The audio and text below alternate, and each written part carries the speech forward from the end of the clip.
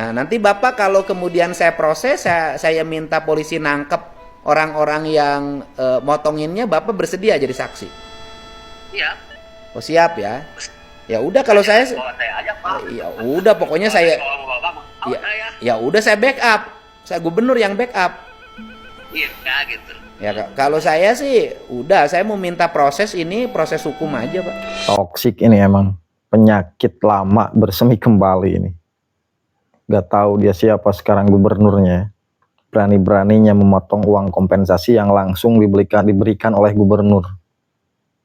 Dimana beberapa waktu lalu para sopir angkot dengan riang gembiranya menyambut kebijakan gubernur untuk meliburkan mereka selama 1 minggu pasca lebaran, dan mereka diberikan bantuan uang senilai 1 juta rupiah plus sembako. Seperti dalam video ini nih. Poe lebaran, tapi ka saminggu geus lebaran, caricing di imah. Siap. Ku aing dibere duit 1 juta. Siap. Jeung paket sembako. Siap. Bikeun ka pamajikan. Siap. Oke? Oke.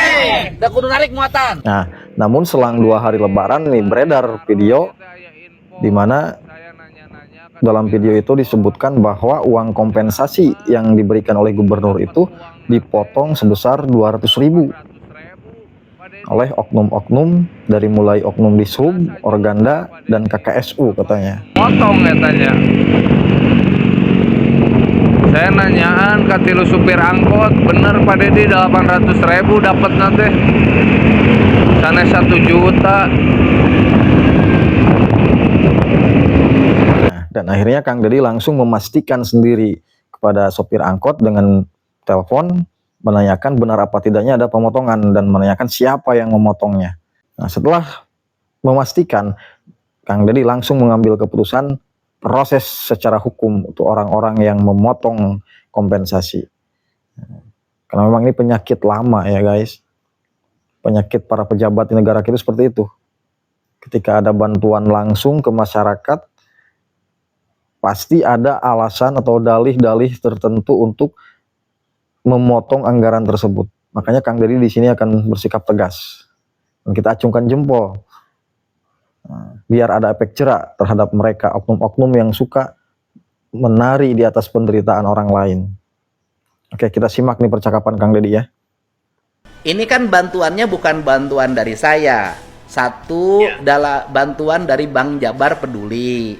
Kedua bantuan dari Baznas, ya kan?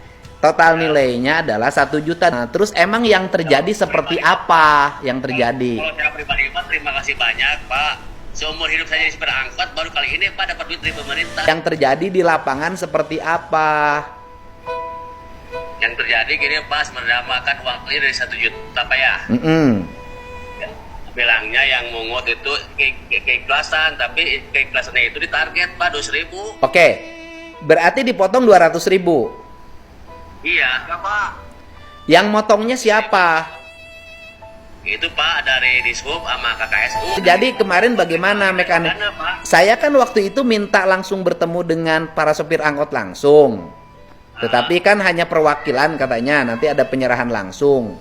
Nah kemudian yang terjadi, cuma ketemu orang bermuncang Pak. Terus yang terjadi seperti apa yang terjadi? Yang terjadinya ya begitu Pak, pemotongan 200.000 doang, pemotongan 200.000 doang Pak. Yang motongnya siapa? Ya dari Dishub, Organda, buat Dishub yang sama KKSU. KKSU itu pengurus jalur Pak. Jadi yang motongnya Dishub, Organda, KKSU. Ya. KKSU teh naon KKSU teh? Kelompok subunit Pak, jadi bawahannya Organda Pak. Oh bawahan. Tapi bukan pegawai Dishub. Bukan, itu mah Organda mah orang-orang biasa di jalan. Orang jadi dipotong oleh pegawai Dishub, Organda, Dishubnya Dishub provinsi. Gila, bener gila ini. Dishub Kabupaten Bogor. Ada oknumnya. Kemudian seorangnya 200.000. Iya, 200.000. Kalau 200.000 kali 500 lumayan Pak, 100 juta. Iya Pak, makanya anak-anak yang mempertanyakan yang itu Pak. Jadi buat apa uangnya gitu kan, kalau kita tahu jelasnya ya apa-apa. Ya uang. Nah itu penjelasannya uangnya dikemanain katanya. Nggak tahu Pak, kalau kita cuma dipinta aja 200.000 gitu. Bapak nyerahin. Nyerahin pas semuanya, saya aja komunitas ada 20. Heeh. Nyerahin 4 juta ke KKSU dulu, kata KKSU buat disub, bahan organda, KKSU 3. Bapak tahu siapa yang KKSU yang nerimanya? Tahu Pak, bahkan ketuanya. Ketuanya KKSU. Siapa Bapak ketua KKSU Bapak yang nerima uang itu? Pak Nandar. Pak Nandar. Berarti itu premanisme, Pak. Iya, maksudnya ke situ Pak.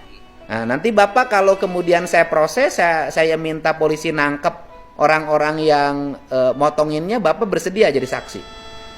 Iya. Oh, siap ya. Ya udah kalau saya Bawa saya aja Pak. ya udah pokoknya saya Kalau mau bawa, ya, saya. ya udah saya backup. Saya gubernur yang backup. Iya, gitu. Ya kalau saya sih udah saya mau minta proses ini proses hukum aja, Pak. Itulah guys, kita tunggu kelanjutannya ya. Kayaknya bakal ramai ini. Seperti kasus preman Cikiwul kayaknya ini ya. Kalau sudah pakai baju oranye, nangis-nangis lah nanti oknum-oknum itu.